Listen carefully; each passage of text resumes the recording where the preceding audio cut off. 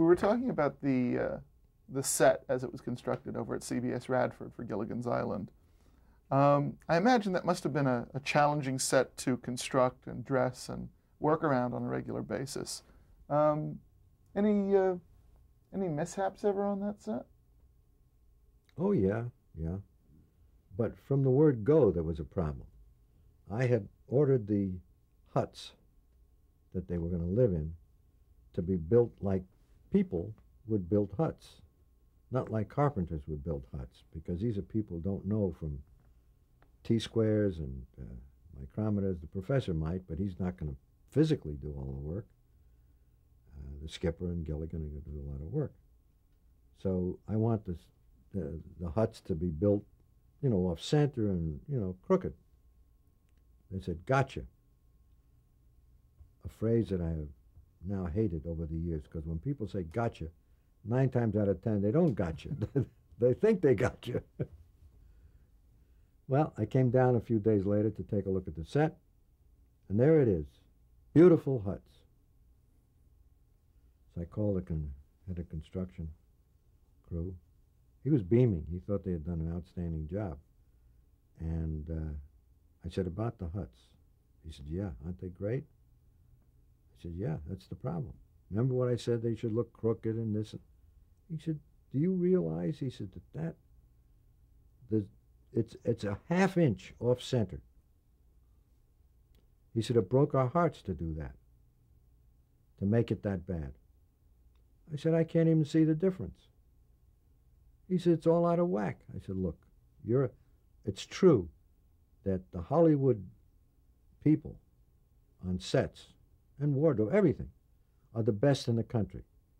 So to them, for something to be 1/8 of an inch or 1/4 of an inch off is horrific. I said, I told you, way out of whack. He's like, what? I said, look, I'll make sure. So I pushed. He said, that's awful. I said, that's right. I want it to be awful, because these are just people who don't know what you know. He said, okay. Well, they had to rebuild it 3 times before they got it bad enough to look like just 7 people who didn't know about T-squares and whatnot to make huts. So that's how things started. Who were some of the directors that you worked with on Gilligan's Island? It started out with John Rich, who was supposed to be the co-producer with me and to direct, I think, the first 6 episodes. Did he also direct the pilot? Yes. No, he redirected the pilot. Rod Amato directed the pilot in Hawaii. Huh. They didn't quite trust me. This is the first pilot I did. Rod Amato was the director and executive producer of several hit shows, the Patty Duke Show and a couple of other shows. So they wanted him involved. And thereafter, they said okay to John Rich. But John is a temperamental kind of person, and he got into a battle with CBS executives, and so he just did the first 3. And then after the first 3, a fellow named Dick Donner came on and did the next 3. Yes, the same Dick Donner. These are important directors. Yeah. Well, particularly Dick Donner, who's done all the Superman movies, and they call him the $10 billion director. His pictures have earned over $10 billion. But he what is that expression?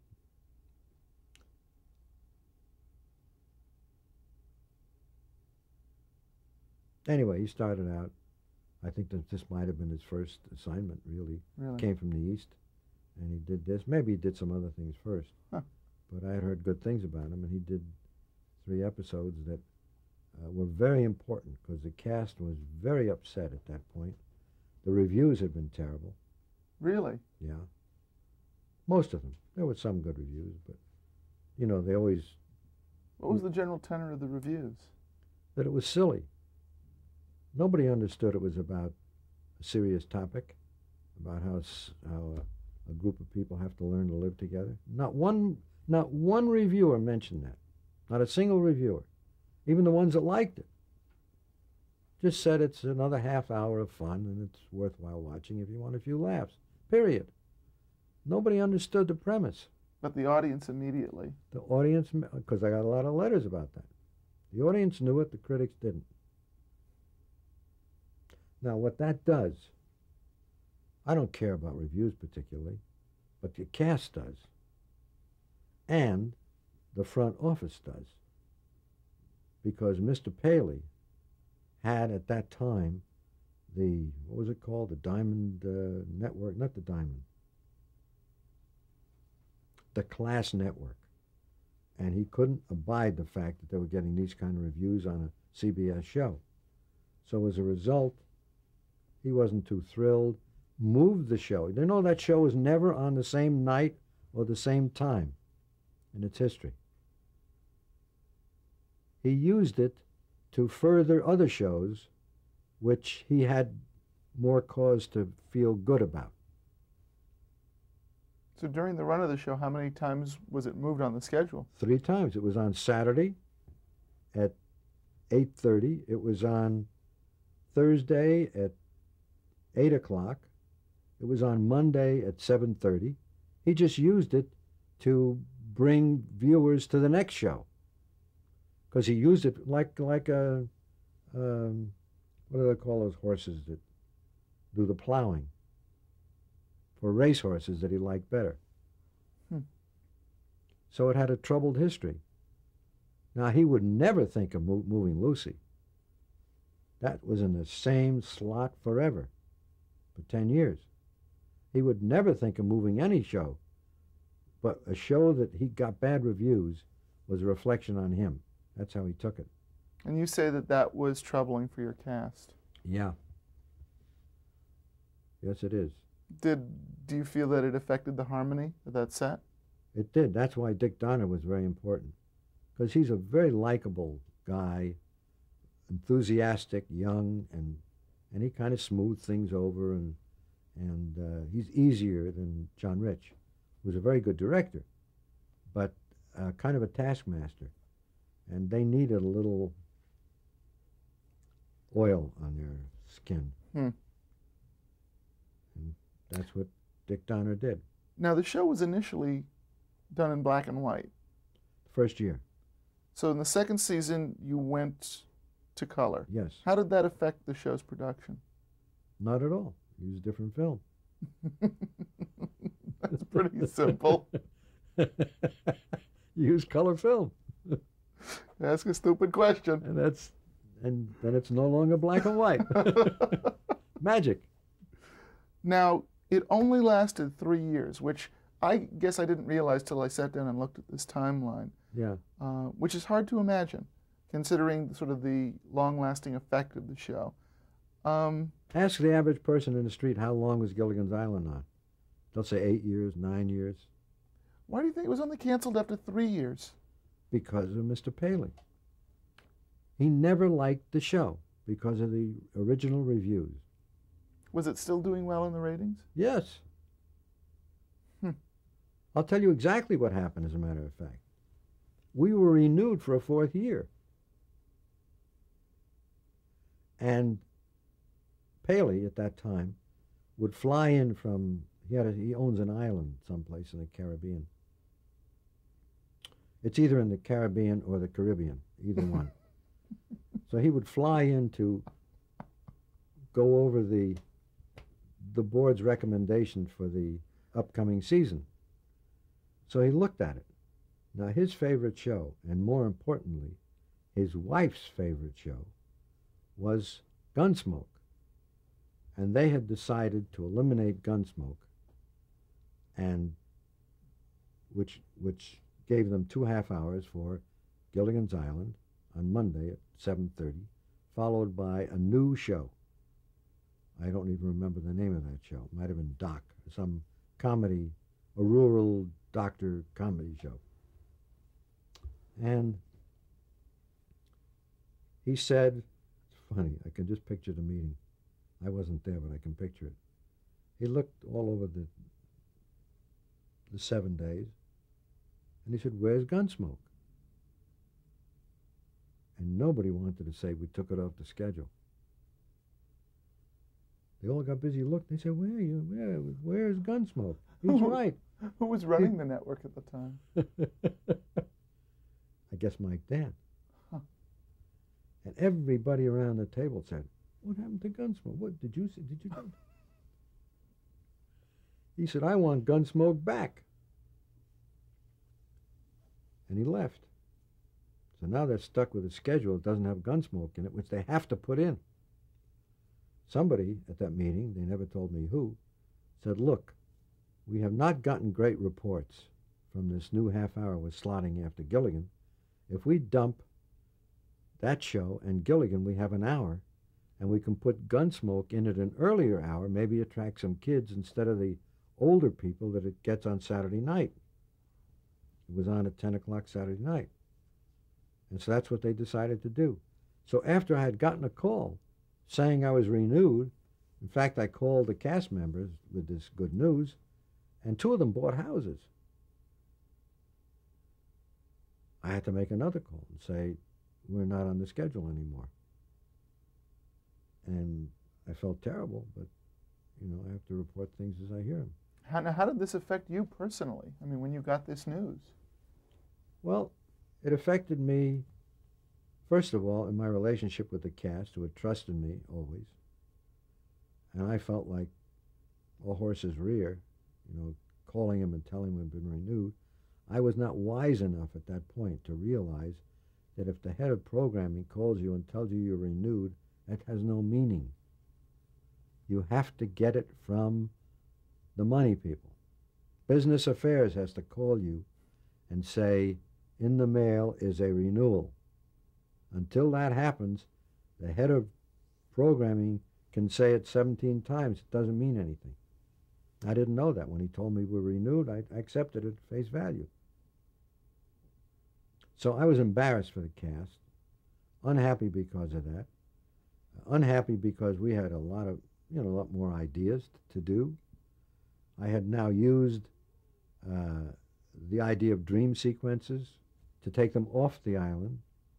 I had used the idea of flashbacks and flash aheads and a lot of different techniques so that you always weren't stuck on that same island, the same huts. Some of our best episodes were with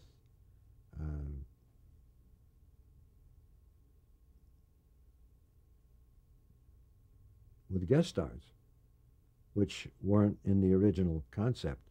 But I realized that every now and then a person who got on the island and then had means to get off but didn't tell about them, they always had to have that reason too. A lot of writers have been in this city have gone crazy because I would not do an episode unless it ended with that other person getting off the island, and there was a reason why they would not tell that they had found these 7 people. And it always was true. Like I say, you cannot lie to an audience. If you say they're stuck there, they have to be stuck there. Now, after the show was canceled, what did you know about syndication? Nothing. Were you surprised when the show became such a huge hit in syndication?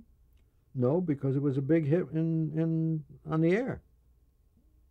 And I realized, after talking to several station managers, that it had a unique, very unique following. It was evenly divided in 3 parts. 33% of the audience was youngsters. 33% was young family people who had the youngsters. 33% was older people who loved it. That's an unusual thing. It covered the whole spectrum. 33. There was 1% that are left out. I don't know what they were doing. But Eskimos. It's very, very big. And maybe. And it was in foreign countries, too. But it's still, as I said at the top of this interview, still such a part of our cultural lexicon I'm sure you saw there was a commercial within the last year or so where there's a couple of guys shooting pool, and one's. I like Ginger better, I like Mary Ann. That's all they had to say. And you knew exactly what they were talking about. I mean, when you see something like that, how does that impact you? Well, it's like my son says to me, Shakespeare wrote those great soliloquies, Hamlet. He said, all you had to do was put down, oh, my nose. He said, how do you compare that to Shakespeare? I said, I didn't compare it to Shakespeare. You compared it to Shakespeare. That's great. Or Mom said, don't play ball in the house. And these things were just said once. But they reverberated through all the generations. But before we move to the next critical show in your career, there was one that came in between, which I wanted to touch on for a moment. It's About Time. A wonderful show. Tell me about it. And if I may say so, you can learn more from a failure than you can learn from successes. I did It's About Time 2 years too soon. Comedy, by its very nature, is satire. Drama doesn't have to be. Drama's different. People's imagination go one way with drama, and it takes the audience with them.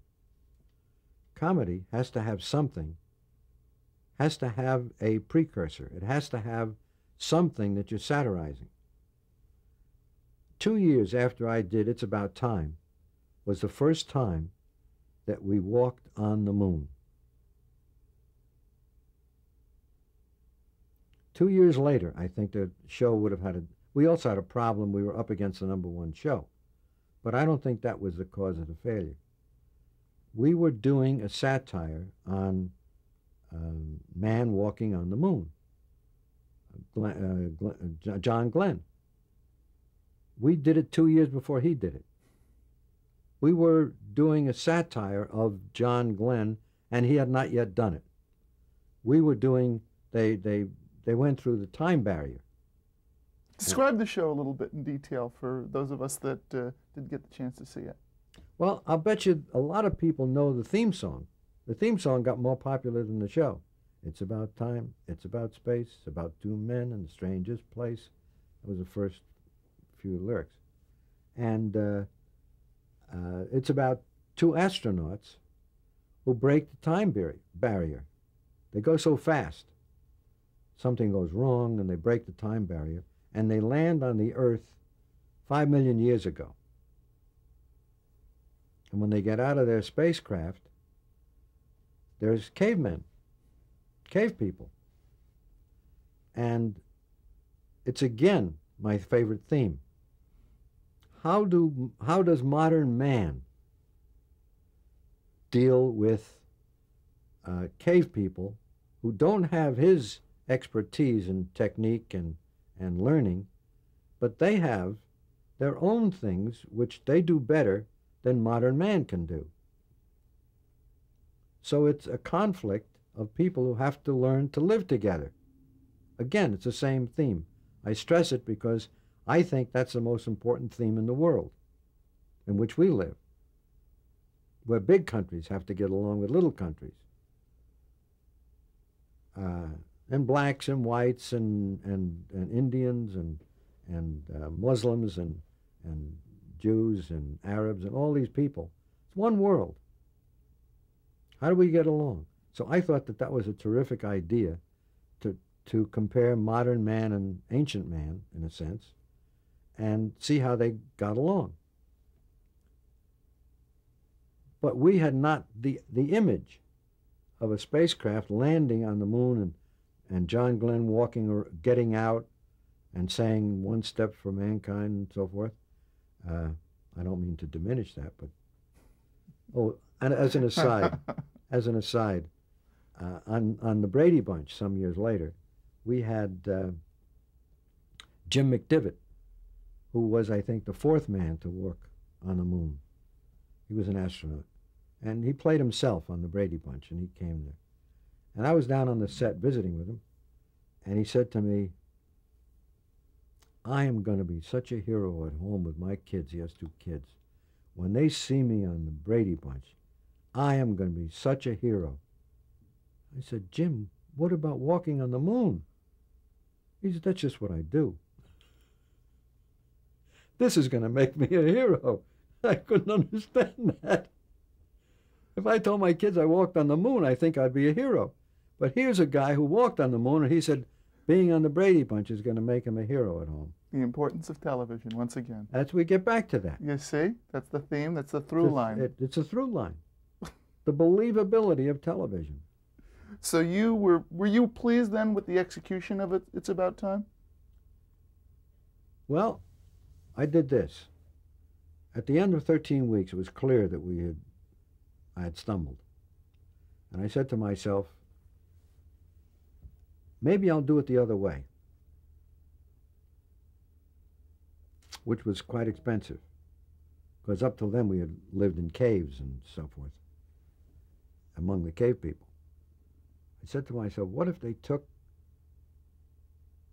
a cave family back to the present? They fix their spacecraft, and they take because they had lived with Imogene Coca and Joey Ross, and they had 2 kids, a girl and a boy. I said, suppose we put them in the spacecraft and shoot it back, just reverse the film, and it goes back up from the first episode, and they land in a park in 19, whatever year that was. I had to go back to New York and explain, excuse me, let me just take a drink. This is water, folks. It's not going to make him disappear. No, it's not that kind of water.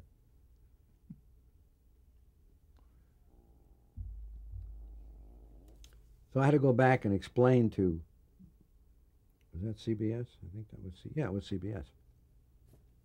Why I needed money. Because I wanted to bring them to an apartment. In a sense, it's not too different than Third Rock from the Sun.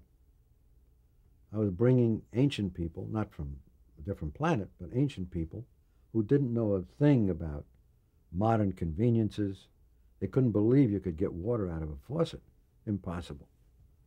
The first thing they did when they landed here,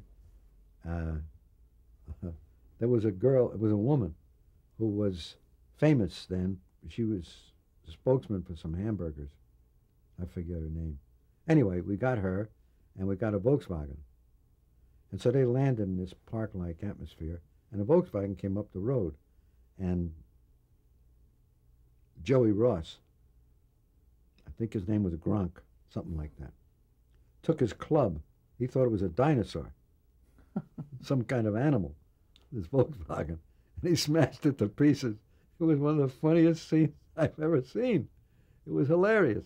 He bashed in the fenders, and he bashed in these, and they're trying to stop him, the astronauts. And this woman ran screaming out of their Volkswagen. It was a very funny scene. And that was followed by other funny scenes when they were hiding him in the apartment and trying to explain to their superiors who these people were. It resembled Dream of Jeannie in a sense, and other shows. But I learned a lesson. The people who didn't like it to begin with, not that it didn't like it, they just preferred another show. Have you ever heard the name Paul Klein? Sure, Paul Klein at NBC. Yeah. He had a theory that I think makes a great deal of sense. LOP. You familiar with that too? Very few people are. You're a knowledgeable young man. LOP means least offensive program. Most people decide of an evening, we're not going to go to a movie, we're not going to go to a basketball game, we're not going to play bridge, we'll watch television. And so they tune around and they find LOP, the least offensive program, and that bothers them the least.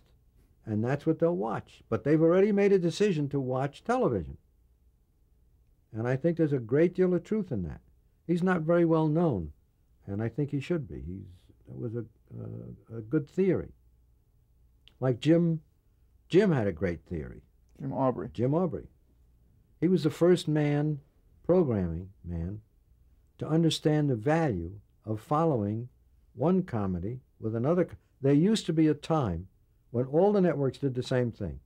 They'd open with a comedy, do a variety show, and then do a dramatic show. And he said to himself, I guess, because this is what he did, he said, if we have Lucy, and that's a big audience, why don't we turn that audience over to another comedy show? Because they're already sitting there watching comedy. And on Monday night, they had Danny Thomas, and they had 5 half hours of comedy. And they had the whole night. That was a great programming idea. And I think Brandon Tartikoff had a terrific programming idea. Slightly different, but a great idea. You have a big hit, put another show that's maybe going to be a big hit after that one. Give it the impetus. And he developed Thursday, and it was Thursday. All of NBC to this day is dependent on Bill Cosby, because he gave them Thursday night. This is true. And where did Bill Cosby come from? This is my analysis. Bill Cosby came from the Jell-O commercial. The Jell-O commercial made him acceptable as a father, because he always had those kids in his Jell-O commercials. So, as I see it, although maybe on shaky ground, based on Jell-O, but that's where the NBC today, their #1 status, goes back to Jell-O. So you're saying that Seinfeld owes a debt of gratitude to the Jell-O Gelatin Corporation? That's right. That's what I believe. I don't say I'm right, but that's what I believe. Let me tell you about Thursday night. You know, I'm somewhat of a historian by accident. Bill Cosby, when Bill Cosby came on, Family Ties was in 40-something place. Cheers was in 50-something place. Cosby came in immediately. Family Ties jumped 30 places. Cheers jumped 30 places. And it gave them all of Thursday night, Bill Cosby. And where'd he get it from? I told you.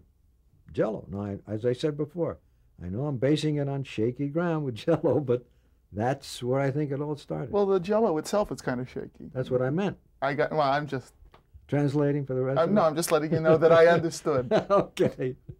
Okay, you want to change tapes?